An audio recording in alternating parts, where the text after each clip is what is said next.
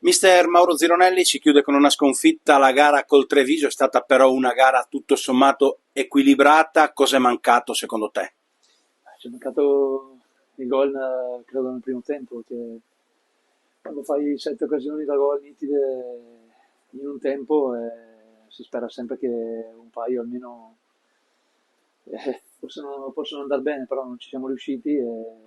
Però devo fare i complimenti ai ragazzi perché hanno fatto una grande partita, la partita è stata aperta fino alla fine. Diciamo che più cinici di così il Treviso non poteva essere, perché hanno avuto un tiro in porta nel primo tempo e un tiro sull'infortunio del nostro portiere nel secondo tempo, tra l'altro su una punizione inesistente dell'ultimo gol. Però questo ormai fa parte dall'inizio del campionato, quindi portiamo a casa una prestazione ottima. Nel secondo tempo è normale che ci sia stato un pizzico di calo nonostante i cambi, ma è la seconda partita che siamo costretti a fare 2 cambi nel primo tempo, e comunque abbiamo continuato a giocare alla grande.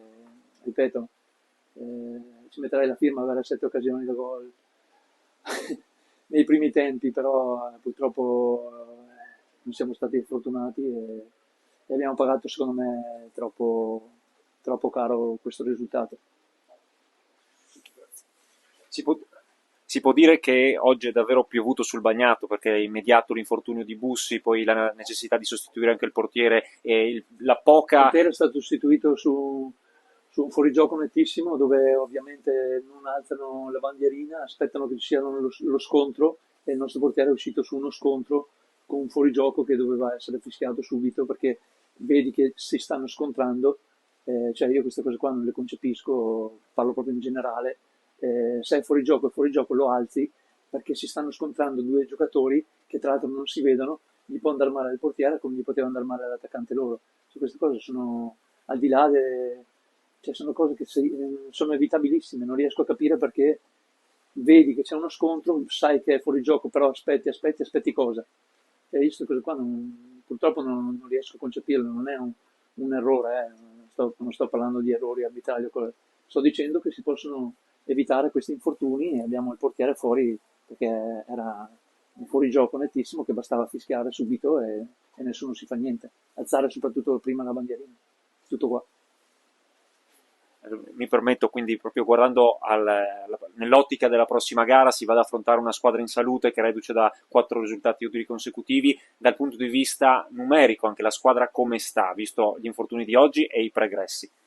Certo, ovviamente non recuperiamo niente di quelli di prima. Ce ne sono altri due, però non importa. La squadra in questo momento è resiliente, ha ribattuto colpo su colpo. Siamo stati a partita aperta fino al 90°, poi purtroppo ci sta un errore, però non posso dire niente. Ovviamente quelli che hanno fatto l'altra partita avevano fatto quasi tutti la partita di domenica, di sabato, però hanno recuperato bene. Peccato per questi altri 2 infortuni, però fa parte dell'annata. Bisogna essere resilienti e lavorare sulle difficoltà. Permetto l'ultima. Detto di un primo tempo in cui la squadra ha creato moltissimo, avrebbe meritato il gol sicuramente, e invece ha chiuso i primi 45 minuti sotto. Nella ripresa è mancato il guizzo. È soddisfatto comunque o si poteva No, fare sì, qualcosa di è più? mancato un po' il guizzo, però d'altra parte loro si sono messi dietro, non era semplice penetrare. Abbiamo avuto l'occasione con Bramante, un altro paio di palle inattive, dove l'abbiamo sempre presa noi, sia pro che nelle palle inattive difensive. Devo fare i complimenti ai ragazzi perché hanno interpretato benissimo, soprattutto il primo tempo, dove palle inattive praticamente le abbiamo sempre messe in difficoltà, e sono stati bravi. Però ripeto, non è sufficiente, e probabilmente bisogna fare qualcosa in più.